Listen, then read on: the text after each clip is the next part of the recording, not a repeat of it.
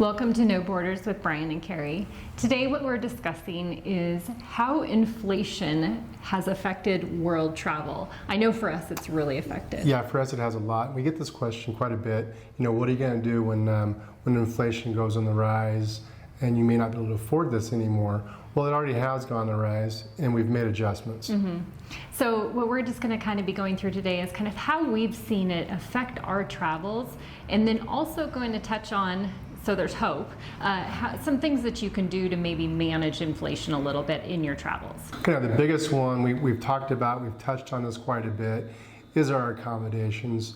What are we trying to do to make sure we don't go too far over budget on our accommodations? Yeah, this is one area. So accommodations would probably be the area that's affected us the most with our travels. You know, when we first started, we were able to get, granted, we've increased what we spend on accommodations anyways, just because we want a little more comfort. But we've really seen the cost of accommodations go up dramatically. And this affects, I mean, if you are looking to just be starting your adventures, we've had a lot of people message saying, hey, I've been looking in this area and I can't find anything even in this price range that you're talking about or that I was hoping to get something in. Right, and some of the problem with that is, you know, they're watching a video that might be 2 years old, where we were really in the pandemic or just starting to come out of the pandemic when we were getting our accommodations. The supply and demand was down quite a bit. We didn't really think about that at the time, but now looking back, we do kind of realize that we were getting some pretty good deals on our accommodations at the time. Yeah, like a really great place in Santorini for a month for, I don't remember what we paid, it was like $1,400 or $1,500, yeah. Which for us at the time was a lot of money. And now looking back, it's like, oh my gosh, that was a screaming deal because it was a really nice place. So that is some place, unfortunately, where there's going to have to be a lot of adjustments made going forward for us, I know. You know, something that you just have to keep in mind because that's going to be your biggest expense that's going to be affected with inflation. Right, and one of the things we used to do to combat the prices of our accommodations was to book for a month at a time. And a lot of those screaming deals, they're not so screaming anymore. They've kind of gone away. So where you might have in the past looked at a location and been able to stay right in that city center, you now might be having to change maybe even destinations or changing locations where you're staying just to be able to find a place, because I know that's happened to us, just to be able to find a place that meets your budget, which is really kind of unfortunate, but it's just the way it is. It's the way it is, and one of the things that we like to do anyway is kind of take days off from the big sightseeing tours and really get in the hustle and bustle of those city centers anyway. So if we remove ourselves from that, just maybe a half a mile, it really can save you money, and it's more relaxing for us in a lot of ways. The next very large ticket item that we have seen affected with inflation has been our transportation, and this goes across the board from our flights, especially our long haul flights. Those have gone up incredibly, but also even just bus tickets, train tickets, anything, you know, a taxi ride. Yeah, I think it's back to that supply and demand thing. I think a lot of people are traveling right now. The 2 years, the year, 2 years, 3 years after being cooped up for such a long time because of the pandemic, I think people are getting out and they're traveling a lot more now. Maybe that's my theory anyway. Yeah. And usually what I think is pretty accurate. Not at all true. But I do think there's something to do with that everybody's traveling, prices are going up. Hopefully that settles down a little bit. Yeah, I think you also see it though with as the fuel prices are up, you know, I mean, obviously they're spending more, you're going to pay that bill. They're not going to be kind and be like, oh, we'll cover it for you. You know, so I mean, you're going to see those prices rise, and those are going to fluctuate all the time no matter what, because fuel prices do just rise and you know, they're up and down. So I don't know, this is an area that we've had to adjust locations we travel to, because the flight costs just become too astronomical. We can't really fit them into the budget. And that, you know, that's the beauty of what we do though, is that we are able to just adjust our itinerary. Right. And if we do see a place that is really just out of budget as far as the flight goes, then we can just transfer to somewhere else. And I think one of the biggest, for us anyway, we may decide not to go to Southeast Asia or Australia or New Zealand, places that we want to get to and get back to because of those plane tickets. A one-way plane ticket right now is like $1,200. It's ridiculous. And that's a lot. So that's maybe something we'll hold back on until those prices start coming down. Well, and especially for us because we are now going home every 3 months, Right. Which to some people may seem like a really crazy, like that's not a lot of time on the road. We've been doing this for 3 years, and this is a new trial for us to see if we like doing that. So, but when you're looking at, like you said, some of these plane tickets where you're looking at $1,000 maybe one way, maybe you could get a maybe $1,500 round trip. That really takes your transportation budget for the year and just blows it out of the water. So. Yeah, and right now we're in Mexico, so those flights home are relatively inexpensive. Rising food costs. Now, you can generally find inexpensive street food depending on where you're at in the world, but even that is going up in prices. The grocery stores are going up in prices, and you really can't cut back on food. You can, some of you maybe you should, but you have to. Nice. Yeah, it wasn't very nice. I'm sorry, but you got to eat. Yeah. You got to eat. You do. And, I think that one thing we've always done is that we try, and when you go into location, you can usually pick what's local, and that is going to be the cheapest things to purchase. So going to those farmers markets and stuff. But it doesn't matter. When we go into the grocery store now, those prices just continue to creep up. We've recently just seen things trying to start to stabilize a little bit. Even the last time we were back in the States, we saw things start to stabilize a little bit in the groceries, which was nice. We were getting upward of where, you were paying $7.58 $8 for a dozen of eggs, which is crazy. But we have seen the prices fluctuate while we've been on the road, and the best example of that has been we were in Turkey because I had dental work done, and then we left Turkey for just a few months and then came back into Turkey to have my dental work completed. From the time that we had left and the time we came back, so it was about 3.5, 4 months. Almost 4 months, yeah. We saw prices rise in that time frame, and to the point where their menus, their prices are changing so much that they don't even have the menu prices on there. It's in like a wipe off kind of thing, so that they can just change the prices all the time. So it's just something that unfortunately we do eat in to save money, but we're not saving a whole lot of money eating in lately. So. No, we haven't. And as a matter of fact, there are some cases where we have found it less expensive to go out and eat, depending on where you eat, obviously. But we found a really cool taco stand not too far away that's got the best street tacos in all of Mexico, maybe. I don't know. I haven't been to them all, but this one's pretty good. We're loving it. Yeah, and that's only running us $2.50 each to have 2 street tacos, and we are full afterwards. They are really good sized ones. And so we went to the grocery store and we were evaluating prices to make dinner at home. We are easily going to spend double that to make dinner at home. So it's like, well, we may as well just go to the little taco stand and eat. So you can find ways, especially in the countries, like we were saying, where there is that street food option. You can typically find some ways, but sometimes those street food options aren't the healthiest of choices. This one isn't bad. These are actually pretty well-made tacos, so we don't feel bad after eating them. So I know there's ways to do it, but unfortunately that is an area you're going to spend money. Okay, currency fluctuation. How far does our dollar, being U.S. citizens, go in any particular country? Again, we can use Turkey for an example.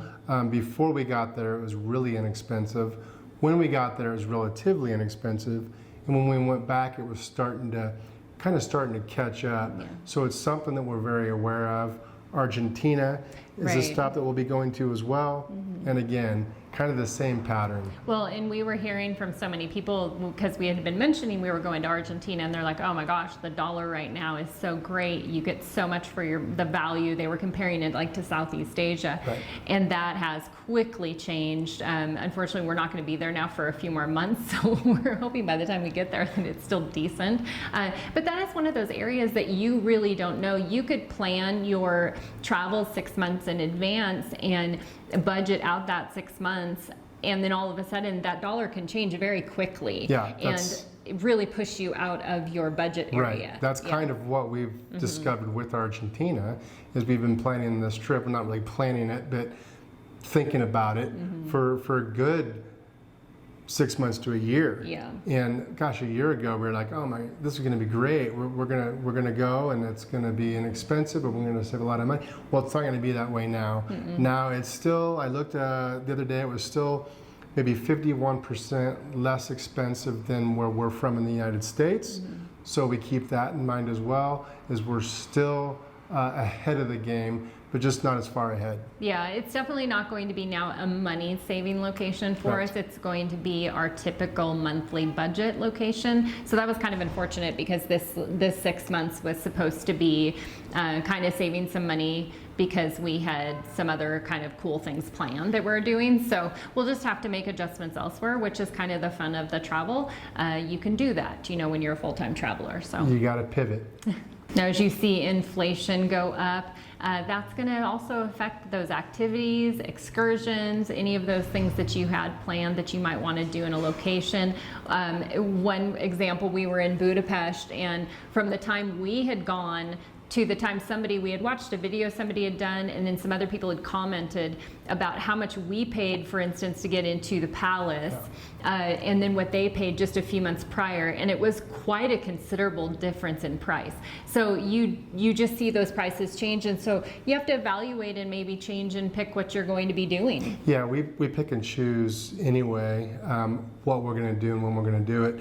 Now, again, being in Mexico for 2.5 months, there are a lot of things that we can do, but we're going to spread that out over the next few months. Rather than doing 3 or 4 excursions all in the first 3 weeks, we're going to do just as many excursions, or not really excursions, but Outings, day trips and whatnot, throughout the entire time. So we've got to balance it out. Yeah, you do have to balance it out. I mean, if we've been in places where it was just hardly anything to go and do some of these day trips and stuff, so you really didn't have to think it through. You could just do whatever you wanted to do, but that isn't the case anymore. I'm sure you can still do that in certain places, maybe in the world, but in general, where we have been traveling to, we have seen prices on all of these things go up. So all of this can create a lot of challenges as you're planning out your budget vacation or slow travel. It's created some challenges for us. I can think of the example when we were to go back into Turkey after our 2-month in Greece. We couldn't afford to go back. The place we wanted to go back to, I think it was Benidorm, was just so expensive. Now, part of that was the time of year, but it was also that inflation in Turkey raising their accommodation prices. So we ended up having to pivot, and we went to Hungary and had a great time in Budapest, which, thank you, you know who you are, for that experience. But those are things that you have to look at as you're budgeting out something 6 months down the line. Yeah, I think that those are the unexpecteds. We always sit down and we make it. At that time, we were doing about 5 months of travel at a time. So you're looking at 5 months and you're making a plan of action. Like, you're going to be traveling here to there, because we want it to work out. We've got to factor in the flights. We've got to factor in the ferries. We've got to factor it all in. Well, we had looked at going, I think it was Bodrum. And that's what it was, and we had looked at, okay, perfect, you just take a ferry right across and we can go back into Bodrum and stay. We'd had so many people recommend it. Prices of accommodations were completely affordable. And then when we got back into Turkey to get the accommodations, they had easily doubled in price, if not tripled in price. And it totally just blew it out of the water. I mean, we couldn't do it. It wasn't even an option. Now, for us, we see that as kind of the fun part of travel, but I think to people that are maybe just starting out, it can be intimidating with the idea that things could change that dramatically and you have to pivot and change your route.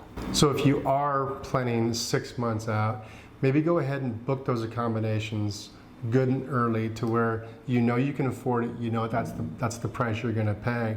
Now, we don't like to go that far out. We generally go 2 to 3 months, all depending, but by doing that, sometimes we can have to eliminate certain places and have to pivot and go somewhere different. Yeah, and I think for those people that are feeling like, like, oh my gosh, you know, I mean, because it isn't unexpected. But I think if you are one of those that you are okay factoring 6 months ahead, you could totally book your flights because you know the price, what it's going to be, and you can book your accommodations and you know those prices. You can always get to a location and be like, okay, the food situation, it's not going to be so dramatic that you're not going to be able to eat, you know, and so you can always pivot in those areas and book those. Like you said, we just don't like to do that right now. You could just fast for a couple of days. Because 2 days worth of fasting is pretty, it's healthy. It's good for you. Actually, you should do it every once in a while anyway. Maybe not 16 days. It'll be a while.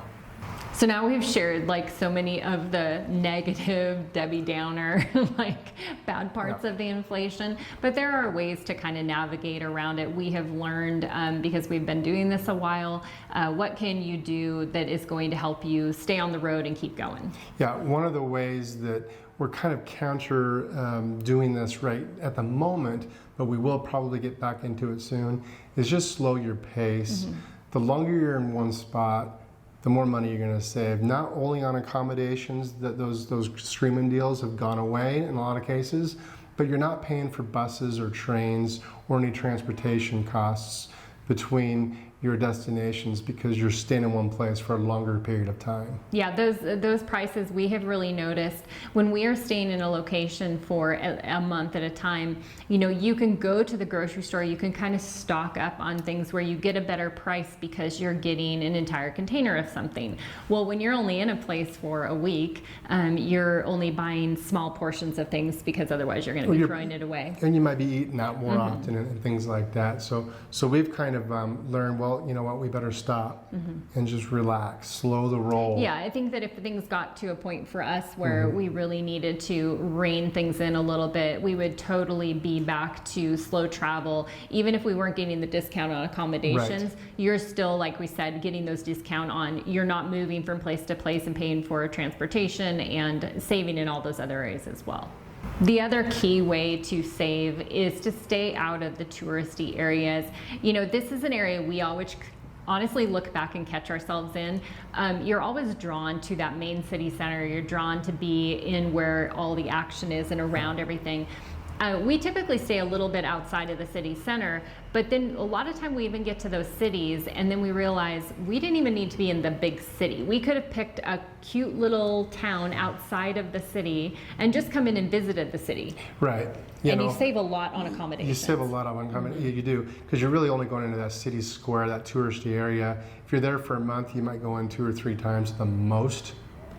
If you're staying in some other little town, or even a mile or 2 out of city center, you still are going to save money. And you're also going to save money when you do choose to eat out because you're eating at the local restaurant rather than the tourist trap. You know, if they're holding up a menu asking you to come in and eat, it's going to cost you more money. It does. Yeah, those are our least favorite places. Yes. Yeah, this is just one of those things we are learning more and more, that even if it's not so much a money savings, we actually prefer that to just be in those smaller little towns, because for us, the place that feels the most like home or comfortable, we really need to have a good grocery store. We need to have a local pub that we can stop into and get a beer, and have just a nice place to walk and get around. Right. You know, Oaxaca is a great example of that. Excuse me. We had a great time in Oaxaca for that very reason. It was big enough, but it was also small enough. Right. You could just go out each day and just kind of walk around, even though you had seen the same sights. It was just easy. Okay, now this next one is going to be a big money saver for us. We've already utilized it in a couple of cases. We've done a video about it. We really are exploring this opportunity more and more all the time, and that's to consider doing some house sitting. It can save you a whole month's worth of rent in a lot of cases. Well, and especially when we're just talking about the biggest expense that you have is your accommodation. So when you get to wipe away your entire accommodation expense, that opens up that door to have more money to maybe spend on the transportation, to spend on those excursions and on eating out or even the groceries. We are currently in Mexico, Mexico, and we had already kind of set our path, but I still have in the house sitting site all the places that we were going to be. So I was seeing the sits come up, and we had actually applied for one in Mexico City, and the lady had contacted us and asked us some information. You know, we were pretty much on the line of probably going to get that sit, but we had to back out of it because we then were like, it didn't quite fit with our dates, and we were going to have to give up some time in one area, which probably would have ended up working out fine. But the thing is that you can do these sits outside of the United States. We just haven't done it yet by choice. Right, and we know we're going to get the comments about house sitting comes with responsibilities. Yes, it does. Certain countries require certain work visas. We understand that as well. But the payoff is you're going to save a lot of money so you can go do these other things, you know, next month or the month after that, or 6 months later, because you saved money on the front end. Yeah. So there is a payoff. Well, and then even beyond that, so if you're done traveling, say, and like when we go home and we visit family, this is where we utilize it during the year to really balance our budget, because we're home for 3 months, usually about almost 4 months total through the year, and during that time we don't pay for accommodations at all. Well, that 4 months of accommodations that we're not paying for, really we can then put that towards accommodation costs elsewhere, Or a cool excursion or something. Exactly. You know, so it is a complete money saver. Now, another way that you can save money is by focusing on maybe going to destinations that are closer by. The best example is where we are right now. We are currently in Mexico. For us, we chose this on multiple levels. One of them, though, being how inexpensive it was going to be for us to fly to Mexico and then fly home, but then also the hopper flights around where we were going to be were quite affordable. Yeah, we're going to do one hopper flight, I believe, and the rest of it's all going to be bus transportation through Mexico. So we're finding that to be quite affordable, and something that really, you know, between this or going back to Europe or Southeast Asia, it really saved us some money. It really saved a lot of money, yeah, by just staying in those local areas. But, you know, we've also even contemplated doing things like, we're from Washington State. We are looking at doing a road trip where we go up into Canada and do some areas up there. There are things that you can do to also kind of just balance that budget as well and kind of keep the numbers down. You don't always have to hop that flight to get to Southeast Asia, which, like we were talking about, is about $1,500 round trip per person. That's a lot of money that you can put towards other travel. Yeah, we can go up to Moose Jaw. Where's that? It's up in Canada. It's a cool place. I'm sure. I've never been there, but I have been to Banff. It was about 30 years ago, and Banff would be really cool. Yeah. So there are things that we can do close to home. Not to mention, you already said the time zone. The time zone, I so much prefer watching my football games and the baseball games in the middle of the day rather than the middle of the night. It's been a blessing. Yeah, we are only 1 hour time difference right now, which is absolutely just crazy for us, because we on average have been minimum 9 hours to 14 hours when you're in Southeast Asia. So 1 hour is just nothing. Balance out where you're going to go. We're in Mexico right now. We could have gone to Western Europe. We could have gone to Southeast Asia. But right now, we're in the saving money phase of our journey. Yeah. So we balanced out where we're going to go, and here we are. Yeah, you know, you just really want to look at that full year. We don't just look at 3 months at a time and balance within 3 months. We balance in a year's time, because we do kind of work under a 1-year budget. You know, so 3 months, if we go to Europe and we're going to be in some places that might be more expensive, the next 3 months are then going to be in locations that are maybe a little less expensive. Now, being here where we are now, we're not necessarily saving the money on accommodations and such, but we, like we said, are saving money on how much it costs us to get here on transportation. So, you know, you just really have to look at the full year and make sure that you're balancing it all out accordingly. Because with those inflation prices, it can get out of hand, and then all of a sudden you're back to the 9 to 5 working. Right. Nobody wants that. Nobody wants that. Now, if you're wondering how much we spend in a year, we will have a video, a year-end 2024 video of how much exactly do we spend in a year. Yeah, and we do also have our 2023 and 2022 in our cost of living playlist, as well as our monthly budget. So if you haven't watched those, if you're newly joining us, you can check those out as well. And it might be interesting to go back and watch 2022, see how much we spent, watch 2023, see how much more we spent, and then when 2024 comes out, see what Hold on, yeah, we'll see where yeah. we're at. All right, well, we hope that you found this interesting and maybe it gave you some ideas of ways that you can combat the inflation and stay on the road traveling and still enjoy your time. If you would like to find us on other social networks, you can find us on Facebook and Instagram at Brian and Carrie, and you can also find us on our website at brianandcarrietravels.com, where we have a lot of free resources for you to keep you on the road traveling. Thank you for watching. We very much appreciate it. We'll see you next time. Cheers. Cheers.